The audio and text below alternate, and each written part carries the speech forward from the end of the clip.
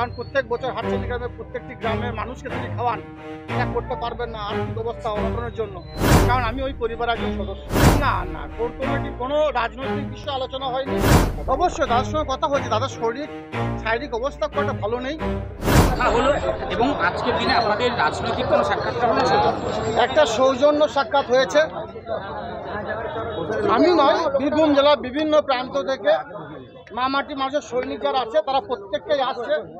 আজকে আমার নানুর বিধানসভা বিধায়ক থেকে শুরু করে আমার ব্লক প্রেসিডেন্ট থেকে শুরু করে নানুর বিধানসভা বিভিন্ন অঞ্চলে গ্রাম পঞ্চায়েতে যারা অঞ্চল সভাপতি, অঞ্চল প্রধান, তারা সকলে এবং বিভিন্ন জেলা দেখলাম বিভিন্ন প্রান্তের যারা তৃণমূল কংগ্রেস সৈনিক তারা সকলে এসেছে এবং দাদার সঙ্গে তারা একটা কৌশল বিনিময় করছে এবং তারা দাদার সঙ্গে আপনি কথা বলবেন? অবশ্যই দাদার সঙ্গে কথা হয়েছে। দাদার শারীরিক অবস্থা খুব একটা ভালো নেই। তো দাদা কাল পরশু করে চেক আপে যাবেন, সম্ভবত কালকেই যেতে পারেন চেক আপে, কলকাতায় চেক আপে যাওয়ার পর ফিরে আসবেন, তারপর আবার বসে কথা হবে। না, আজকে রাজনৈতিক কোনো কথা আলোচনা হয়নি, এটা সৌজন্য সাক্ষাৎ ছিল। রাজনীতি আলোচনা হবে, রাজনীতির মানুষ যখন আমরা যখন রাজনীতি ঘনাতে উঠে এসেছি তো রাজনীতি কথা হবে, অবশ্যই হবে, কেন হবে না, রাজনীতি কথা হবে।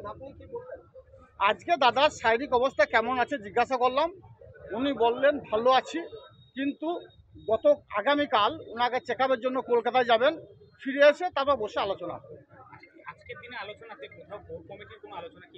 না না, কোর কমিটির কোনো রাজনৈতিক বিষয়ে আলোচনা হয়নি, পারিবারিক আলোচনা হয়েছে, যেটা হওয়াটাই স্বাভাবিক, কারণ আমি ওই পরিবারের একজন সদস্য। আগের বছর আমরা দেখেছিলাম অনুব্রত মণ্ডল ছিলেন না, তার বাড়ির পুজো আপনি সহযোগিতা করেছেন, এবারে পুজোতে আপনাকে আমন্ত্রণ করলেন?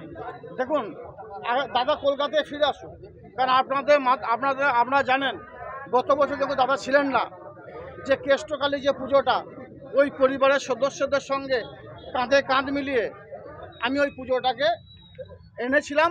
33 ফুটের ঠাকুর, তো ওই পরিবারের সঙ্গে আমি ছিলাম। তাছাড়া হাটচাঁদি গ্রামে আমি গিয়েছিলাম। তো এবছর দাদা আপনাদের মাধ্যমে আমি শুনেছি ডিক্লেয়ার করেছেন দুদিন গতকাল হাটচাঁদি গিয়ে, যে অত বড় করে তিনি এবছর পুজো অনুষ্ঠান করতে পারবেন না, কারণ প্রত্যেক বছর হাটচাঁদি গ্রামে প্রত্যেকটি গ্রামের মানুষকে তিনি খাওয়ান, সেটা করতে পারবেন না আর্থিক অবস্থা অনটনের জন্য। তো এবছর ছোটো করে পুজো হবে, সেই পুজোতেই যাব, দাদা যেভাবে সেভাবে দাদার সঙ্গে যাব। আমন্ত্রণ জানিয়েছে কালী পুজোর পর দাদা বলেছেন যে ব্লক স্তরে কর্মীদের সাথে গিয়ে মিটিং করবেন, বেশি সেখানে কি আপনাকে দেখা যাবে? দেখুন, দেখা যাবে কি যাবে না পরের বিষয়, আর ব্লক স্তরে অবশ্যই উনি যেতেই পারেন, কারণ জেলা সভাপতি আসলে উনি আছেন।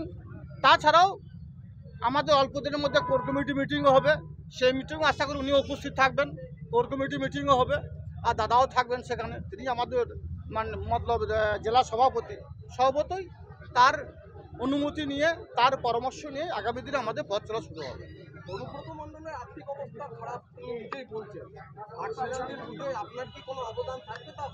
আমি ওই পরিবারের একজন সদস্য, সেই হিসাবে যদি আমাদের অভিভাবক কোনো নির্দেশ দেয় সে নির্দেশটাকে পালন করব। যখন অভিভাবক ছিল না তখন কেষ্টকালী যে ঠাকুর, যেটা নিচুপুটিতে হয়, সারা বীরভূম জেলার সব থেকে বড় প্রতিমা, সেই প্রতিমাটাকে ওই পরিবারের সদস্যদের সঙ্গে থেকে কাঁধে কাঁধ মিলিয়ে একত্রিত আমি করেছিলাম, এখনও করতে রাজি আছি যদি ওই পরিবার আমাকে আহ্বান জানায় বা আমন্ত্রণ জানায়। দেখুন, ওটা ওনার ব্যক্তিগত ব্যাপার, ও বিষয়ে কোনো মন্তব্য না করা উচিত। দাদা তার পরিবারে কার সঙ্গে সম্পর্ক রাখবেন বা রাখবে না, বীরভূম জেলা কোন মানুষদের সঙ্গে সম্পর্ক রাখবেন বা রাখবেন না, 2 বছর তিহার জেলে ছিলেন, সেখান থেকে অনেক কিছু নিশ্চয়ই উনি উপলব্ধি করতে পেরেছেন। তো তার বিষয়টা তার ব্যক্তিগত বিষয়, তার বিষয় নিয়ে কোনো মন্তব্য আমি করতে রাজি নই বা করবো না।